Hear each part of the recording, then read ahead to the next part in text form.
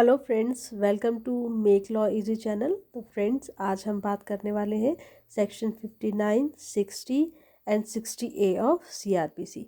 तो सीआरपीसी का ये जो सेक्शंस है, तीनों सेक्शंस आपके आप देखेंगे अरेस्ट से रिलेटेड जो प्रोविज़न है उनके लास्ट सेक्शंस आपके हैं ये। इससे पहले के जो सेक्शंस हैं ना 41 से लेकर 58 तक, वो मैं ऑलरेडी उनके रिलेटेड वीडियोस बना चुकी हूँ। आप क्रिमिनल प्रोसीजर कोड की जो मेरी प्लेलिस्ट होगी उसमें जाके आप इन वीडियोस को ऐसे एक्सेस कर सकते हैं। ये वीडियो स्टार्ट करने से पहले आप लोगों से रिक्वेस्ट है कि अगर आपको मेरे वीडियोस पसंद आते हैं, ये आपको किसी भी तरीके से हेल्पफुल होते हैं, तो प्लीज़ इन्हें ज़्यादा से ज़्यादा लोगों के बीच में शेयर करें, सब्सक्राइब करें एंड लाइक करें। और अगर आपको कोई क्वेरी है, आपको कोई सुझाव देना है, कोई आप सजेशन देना चाहते हैं, तो उसके रिगार्डिंग भी आप कमेंट कर सकते हैं। I will try to answer those comments. तो चलिए फिर बढ़ते हैं सेक्शन 59, 60 एंड 60A की तरफ। तो सबसे पहले हम बात कर लेते हैं कि ये सेक्शन बेसिकली कहते क्या है। सबसे पहले सेक्शन 59 है, वो बात करता है डिस्चार्ज ऑफ पर्सन एप्रीहेंडेड। मतलब अगर कोई पर्सन आपका अरेस्ट किया गया है तो उसके डिस्चार्ज के रिगार्डिंग क्या प्रोविजंस होने चाहिए, वो आपका सेक्शन 59 में आपको देखने के लिए मिलेगा। फिर सेक्शन 60 की बात करते हैं, power to pursue and take on escape. मतलब अगर मान लीजिए जो पर्सन अरेस्टेड है वो किसी तरीके से कस्टडी से भाग जाता है, एस्केप हो जाता है, या उसे कोई बचा के ले जाता है वहाँ से, तो उस केस में पुलिस ऑफिसर की क्या पावर होती है, उसको री अरेस्ट, रीटेक है ना, मतलब री अरेस्ट करने की या उसका पीछा करने की क्या पावर है ताकि वो उसे री अरेस्ट कर सके। ये सब आपका सेक्शन 60 में मेंशन किया गया है। सेक्शन 60A कहता है आपका कि arrest to be made strictly according to the code. मतलब जो भी अरेस्ट किया जा रहा है ना, वो आपका स्ट्रिक्टली जो आपका कोड है, मतलब जो भी क्रिमिनल प्रोसीजर कोड है या फिर अदर लॉज है जो, उनके अकॉर्डिंग, उनके रूल्स रेगुलेशंस को फॉलो करते हुए ही किया जाना चाहिए। तो अब बढ़ते हैं इसमें हम आगे कि इसमें आगे क्या लिखा गया है। तो सबसे पहले अगर हम बात करें सेक्शन 59 की, तो सेक्शन 59 जो है वो डिस्चार्ज ऑफ पर्सन एप्रीहेंडेड की बात करता है। तो इसमें क्या लिखा गया है कि no person who has been arrested by a police officer shall be discharged except on his own bond or on bail or under special orders of magistrate। तो ये कहते हैं कि किसी भी पर्सन को जिसको अरेस्ट किया गया है उसको डिस्चार्ज नहीं किया जाना चाहिए, एक्सेप्ट लिखा है ना, मतलब कौन कौन सी कंडीशन में उसे डिस्चार्ज किया जा सकता है, जब वो बेल बॉन्ड प्रोवाइड करे, जब वो बॉन्ड प्रोवाइड करे, बेल प्रोवाइड करे, फाइन, या किसी मजिस्ट्रेट का स्पेशल ऑर्डर अगर होता है उसको रिलीज़ करने के लिए, तो भी उसे रिलीज़ किया जा सकता है। अब इसका प्रॉपर एक्सप्लेनेशन जो आप लिख सकते हैं अपने एग्ज़ाम में, वो क्या होगा। सबसे पहले तो देखिए कि ये जो आपका सेक्शन है, it outlines the conditions under which a person who is arrested by a police can be release from the custody. मतलब ये वो कंडीशंस को बताता है जिसके ज़रिए, मतलब जिन कंडीशंस के अंडर आप जो अरेस्टेड पर्सन है ना, अरेस्टेड पर्सन है, उसको रिलीज़ किया जा सकता है पुलिस कस्टडी से। It states that if a person is arrested by a police officer, he or she cannot be released from custody unless one of the following conditions is met। तो ये बोलते हैं कि अगर किसी पर्सन को arrest करता है कोई पुलिस ऑफिसर, तो उसको जो अभी हम कंडीशंस बताने जा रहे हैं उनके अलावा किसी और कंडीशन में उनको रिलीज़ नहीं किया जा सकता। मतलब उसे रिलीज़ करने के लिए ये जो तीन कंडीशंस बताई गई हैं वो आपकी फुलफ़िल होनी ज़रूरी है। तो सबसे पहले कंडीशन है आपकी बॉन्ड की, किसकी, कि पर्सन जो है वो एक बॉन्ड साइन करके देता है। तो ये बॉन्ड होता है क्या है, it is a written is promise to appear before the court when required and to follow certain conditions imposed by the court. तो ये क्या है, ये एक तरीके से आपका जो पर्सन अरेस्टेड है ना, उसके ज़रिए एक रिटन प्रॉमिस होता है, मतलब उसके द्वारा दिया हुआ, उसके द्वारा साइन किया हुआ एक रिटन प्रॉमिस होता है।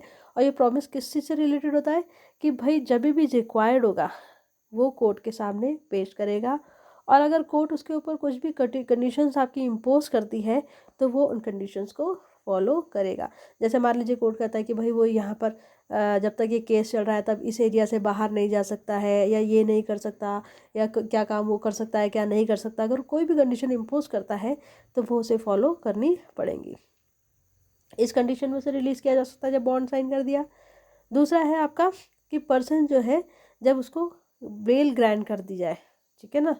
और बेल होती क्या है, बेल आपका टेम्पररी रिलीज होती है फ्रॉम कस्टडी।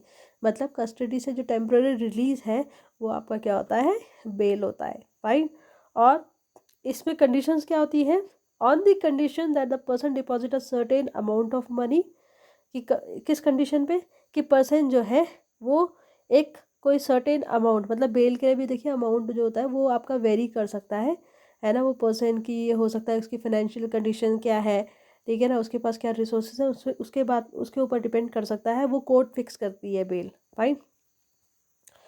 तो ये कहते हैं कि पर्सन का टेम्पररी रिलीज कस्टडी से आपका बेल कहलाएगा, ठीक है। और किस कंडीशन पे, on deposit of certain amount of money और प्रॉपर्टी, मतलब कुछ अमाउंट ऑफ मनी जो कोर्ट फिक्स कर रही है उसको कोर्ट पे डिपॉजिट कराया जाएगा, ठीक है ना, या फिर कोई प्रॉपर्टी के पेपर्स डिपॉजिट कराए जाएंगे। और ये डिपॉजिट क्यों कराए जाएंगे, ये डिपॉजिट कराए जाएंगे आपका एक गारंटी की तरह, किसकी तरह, एक गारंटी के तौर पर, ठीक है ना। ताकि किस बात की गारंटी होगा ये, कि वो आपका कोर्ट में आपका अपेयर होगा जब भी रिक्वायरमेंट होगी। And the last one is कि the person is order to be release by magistrate, मतलब अगर किसी पर्सन को आपका जो मजिस्ट्रेट है वो स्पेशल ऑर्डर पास करके उसको रिलीज़ करने के लिए ऑर्डर देता है तो आपका क्या होगा, उसको रिलीज़ किया जा सकता है, फाइन। नाउ अब हम इसमें और क्या पॉइंट आप देख सकते हैं कि ये जो आपका सेक्शन 59 है ना, सेक्शन 59 जो है सीआरपीसी का, वो यह इंश्योर करता है कि जो पर्सन, ठीक है ना, who is arrested bye police officer is not discharged arbitrarily, मतलब जिस पर्सन को पुलिस ऑफिसर ने अरेस्ट किया है उसको आर्बिट्रेरली जो है वो डिस्चार्ज ना किया जाए। मतलब ऐसा नहीं है कि पुलिस वाले ने अपनी मर्जी से उसको क्या करा है, अरेस्ट कर दिया और अपनी मर्जी से ही छोड़ दिया, फाइन।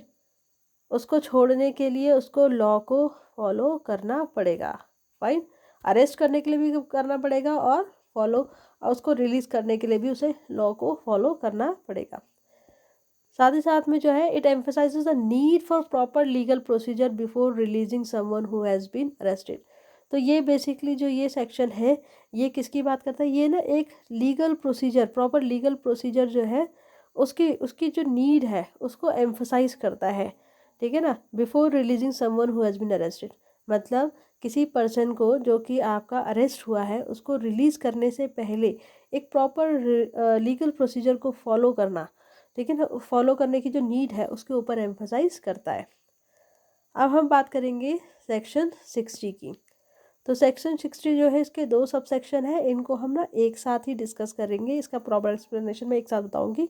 तो पहले आप इसको हम बेयर एक्ट से देख लेते हैं।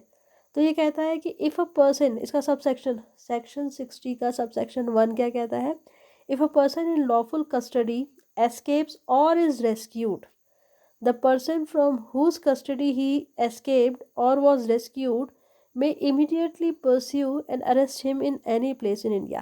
तो ये कहता है कि अगर मान लीजिए कोई पर्सन जो कि आपका अरेस्टेड था, वो अरेस्टेड था मतलब या अरेस्टेड था या कह सकते हैं लॉफुल कस्टडी में था, ठीक है ना। लॉफुल कस्टडी मतलब लॉ को फॉलो करते हुए जिसको अरेस्ट किया गया था और वो आपका लॉफुल कस्टडी में था, राइट। अगर मान लीजिए वो एस्केप कर जाता है मतलब भाग जाता है, ठीक है, या फिर इज़ रेस्क्यूड, रेस्क्यूड मतलब कोई उसे भगा ले जाता है या वहाँ से बचा के निकाल देता है।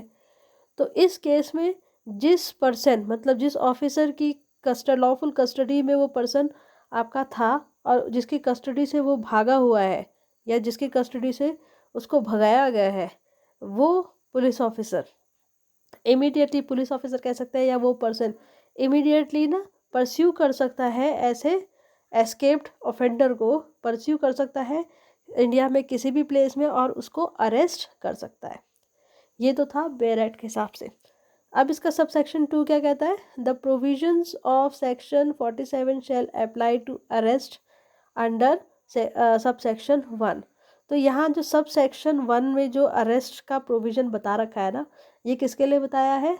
ये बताया है कि जो पर्सन आपका कस्टडी में था, लॉफुल कस्टडी में था और वो उस कस्टडी से भाग जाता है या उसे वहाँ से कोई भगा देता है, फाइन, भगा देता है, तो उस केस में सेक्शन 47 जो है ना, उसके प्रोविजंस आपके अप्लाई होंगे, फाइन। अभी सेक्शन 47 क्या होता है? वो आपका यूज़ ऑफ फोर्स की बात करता है, अरेस्ट करने के लिए यूज़ ऑफ फोर्स की बात करता है, फाइन।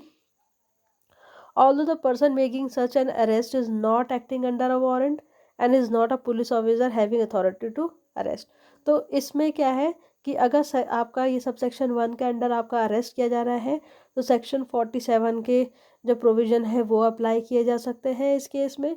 और साथ ही साथ में ये ज़रूरी नहीं है कि जो पर्सन आपका अरेस्ट कर रहा है वो कोई पुलिस ऑफिसर ही है, हो सकता है वो कोई पुलिस ऑफिसर नहीं है बट वो आपका किसी वारंट की अथॉरिटी के अंडर काम कर रहा है, फाइन, या कोई और अथॉरिटी है ना।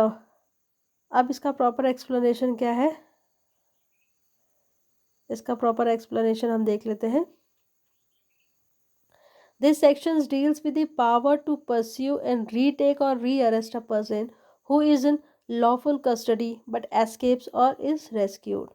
तो ये बेसिकली क्या है? ये सेक्शन आपका डील करता है पुलिस ऑफिसर की power to pursue and re-arrest a person, मतलब पुलिस ऑफिसर की जो किसी पर्सन का पीछा करके उसे पकड़ने, री-अरेस्ट करने के की जो पावर है उसके रिगार्डिंग डील करता है, ठीक है। और ये पर्सन कौन सा है? जो कि आपका लॉफुल कस्टडी में था बट वो कहाँ, वहाँ से भाग गया या उसको किसी ने रेस्क्यू कर लिया। This subsection grants the person from whose lawful custody an individual has escaped or been rescued the authority to immediately pursue and re-arrest this individual anywhere in India। तो ये कहता है कि ये जो सबसेक्शन है ना, ये उस पर्सन को देखिए, यहाँ पर इन्होंने पुलिस ऑफिसर टर्म यूज़ नहीं की है क्योंकि इनका जो सबसेक्शन 2 है ना, इसमें ये क्या कह रहे हैं कि हो सकता है कि वो पुलिस ऑफिसर ना हो भाई, जिसकी लॉफुल कस्टडी में वो पर्सन था, कोई और पर्सन भी हो सकता है। तो ज़रूरी नहीं है कि पुलिस ऑफिसर की लॉफुल कस्टडी से एस्केप होने पे ये आपका सेक्शन लागू होगा, फाइन। तो ये सब सेक्शन क्या कहता है कि ये उस पर्सन को, ठीक है ना, उस पर्सन को क्या करता है, आपका राइट ग्रांट करता है, ठीक है ना, राइट या पावर ग्रांट करता है, पावर ग्रांट करता है किसके लिए? इमीडिएटली परस्यू करने के लिए और री अरेस्ट करने के लिए उस इंडिविजुअल को जो कि उसकी लॉफुल कस्टडी में था बट वो आपका किसी तरीके से एस्केप हो गया या उसे किसी ने रेस्क्यू कर लिया। इन अदर वर्ड्स में आप क्या कह सकते हैं? If someone who is lawfully detained manages to escape और इज़ रेस्क्यूड, कि अगर मान लीजिए कोई लॉफुली किसी को डिटेन किया गया है और वो किसी तरीके से मैनेज कर लेता है वहाँ से एस्केप होने की, भागने की, या फिर उसे कोई रेस्क्यू कर लेता है, तो इस केस में जो पर्सन आपका रिस्पॉन्सिबल होगा फॉर देयर कस्टडी, ठीक है ना, जो पर्सन रिस्पॉन्सिबल होगा उसकी कस्टडी के लिए, कैन टेक एक्शन, ठीक है ना, एक्शन वो ले सकता है किस चीज़ के लिए? To reapprehend them without the need of a new warrant और फॉर्मल पुलिस इन्वॉल्वमेंट। तो वो पर्सन जिसकी लॉफुल कस्टडी में वो आपका पर्सन था जो कि भागा है, जो एक्यूज है या अरेस्टेड पर्सन है, तो ऐसे केस में वो क्या कर सकता है? ऐसा पर्सन या पुलिस ऑफिसर जो है वो आपका एक्शन ले सकता है, उसको री अरेस्ट करने के लिए कोई भी एक्शन ले सकता है कि वो उसको इंडिया में कहीं भी सर्च कर सकता है, फाइन, उसको सर्च कर सकता है और उसको री अरेस्ट कर सकता है। इसके लिए उसे कोई न्यू वारंट या किसी फॉर्मल पुलिस इन्वॉल्वमेंट की ज़रूरत नहीं है। तो सबसेक्शन 2 जो है वो इसका क्या बात करता है? सबसेक्शन 2 कहता है specifies that the provisions of section 47 of IPC, sorry ये आईपीसी हो गया यहाँ पर, ये आईपीसी नहीं आएगा, ये सीआरपीसी आएगा। क्या आएगा इसकी जगह? इसको आप इसकी जगह सॉरी क्या कर लीजिए, सीआरपीसी लिख दीजिए, यहाँ गलती हो गई, सीआरपीसी है, सीआरपीसी 5। तो ये सबसेक्शन 2 जो है वो स्पेसिफाई करता है that the provision of section 47 of CrPC, मतलब आपका जो सीआरपीसी का सेक्शन 47 है वो आपका अप्लाई होगा to arrest made under subsection 1, मतलब सबसेक्शन 1 के अंडर जो भी अरेस्ट किया जा रहा है उसमें आप सेक्शन 47 ऑफ सीआरपीसी जो है उसके प्रोविज़न आप अप्लाई कर सकते हैं। और सेक्शन 47 क्या है? सेक्शन 47 आपका डील करता है use of force to affect and arrest, मतलब अरेस्ट करने के लिए अगर जो रीजनेबल अमाउंट ऑफ फोर्स है उसका यूज़ किया जा सकता है। फाइन। अब इसका मतलब क्या है? Even though the person making, this means that even though the person making such an arrest may not be acting under a warrant and may not be a police officer with the authority to arrest, they are allowed to use reasonable force as specified in section 47 to reapprehend the escaped or rescued individual। तो ये कहते हैं कि मान लीजिए कि जो person आपका अरेस्ट कर रहा है वो आपका ना तो कोई पुलिस ऑफिसर है, ना ही वो आपका किसी वारंट के अंडर एक्ट कर रहा है, ना ही उसके पास में कोई अथॉरिटी है आपकी अरेस्ट करने की, मतलब पुलिस ऑफिसर नहीं है जिसके पास में अथॉरिटी है आपकी अरेस्ट करने के लिए।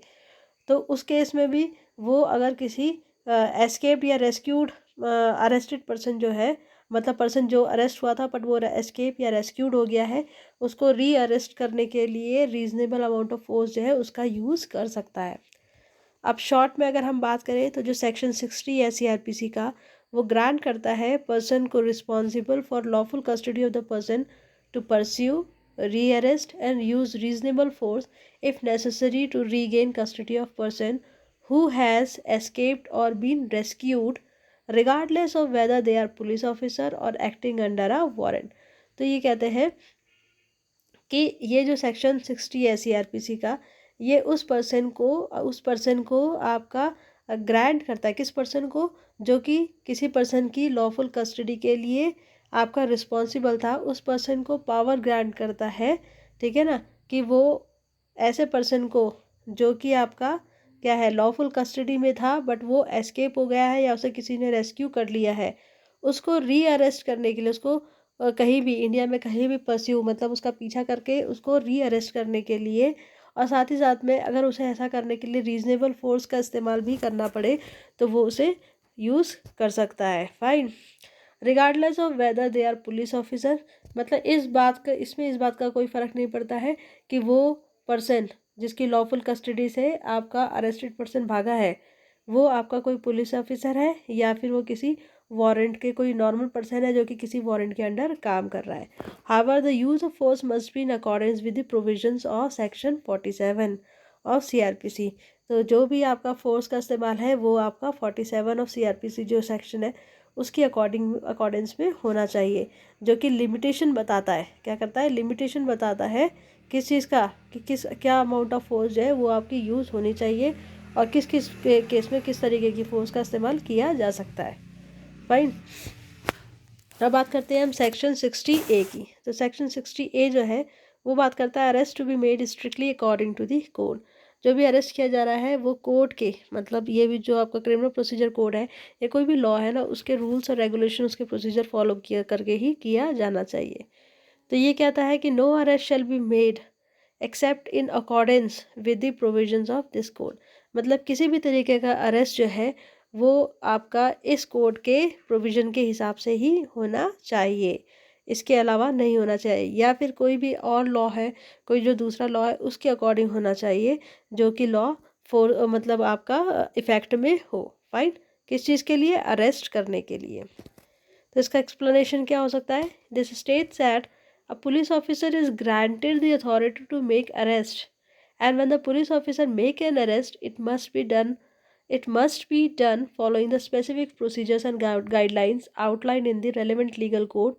An arrest should only be carried out in compliance with the procedures set forth in applicable legal code or any other laws that govern arrest procedures। तो ये क्या कहते हैं? ये स्टेट करता है कि कोई भी पुलिस ऑफिसर जो है, ठीक है ना, जिसको आपका अथॉरिटी दी गई है, अथॉरिटी ग्रांट की गई है किस चीज़ की? अरेस्ट करने की, ठीक है ना, जब ऐसा पुलिस ऑफिसर जो है वो आपका अरेस्ट करता है तो उसका जो अरेस्ट करना है ना, वो आपका उसको अरेस्ट करने के लिए कोई स्पेसिफिक प्रोसीजर्स, ठीक है ना, स्पेसिफिक प्रोसीजर्स और गाइडलाइंस जो कि रेलेवेंट लीगल कोड में दी गई हैं उनको फॉलो करना चाहिए, ठीक है ना। और arrest should only be carried out in compliance with the procedure set forth in the applicable legal code, मतलब जो भी आपका एप्लीकेबल लीगल कोड है ना उसमें जो भी प्रोसीजर्स दिए गए हैं अरेस्ट करने के लिए उनके कॉम्प्लाइंस में ही उसे एक्ट करना चाहिए, मतलब उसके अगेंस्ट नहीं, उसको ध्यान में रखते हुए ही अरेस्ट करना चाहिए। फाइन। या और any other laws that govern arrest procedure, और कोई और लॉ के जो प्रोसीजर्स है, जो कि आपका अरेस्ट प्रोसीजर्स जो है, अरेस्ट जो प्रोसीजर है उसको गवर्न करते हैं, उनको भी फॉलो किया जा सकता है। Right. This means that the police or any other authority cannot arrest a person arbitrarily और without following the due process of law. तो ये कहता है कि पुलिस ऑफिसर या कोई भी अथॉरिटी जो है किसी पर्सन को आर्बिट्ररीली अरेस्ट नहीं कर सकती है, और या फिर बिना रूल को, मतलब बोलते नहीं, लॉ को फॉलो करे हुए, बिना लॉ को फॉलो करके वो किसी पर्सन को अरेस्ट नहीं कर सकती है, मतलब अपनी मर्जी से नहीं कर सकती अरेस्ट। उसके लिए उसको रूल और रेगुलेशंस जो कि आपका लॉ में गिवन है, रेलेवेंट कोड में गिवन है, उसको फॉलो करना जरूरी है। The purpose of this provision is to protect the rights and liberties of the citizen from unlawful detention and harassment by the police और एनी अदर अथॉरिटी। तो ये जो आपका प्रोविज़न है ना, ये जो प्रोविज़न है, इसका पर्पस क्या है कि जो आपका सिटीजन्स है ना, उनके राइट्स और लिबर्टीज़ को प्रोटेक्ट करना। किस चीज़ से प्रोटेक्ट करना? From unlawful detention and harassment by police और एनी अदर अथॉरिटी। ठीक है ना, ताकि पुलिस या कोई भी अथॉरिटी जो है उनका अनलॉफुल डिटेंशन ना कर सके या फिर हरासमेंट ना कर सके। राइट।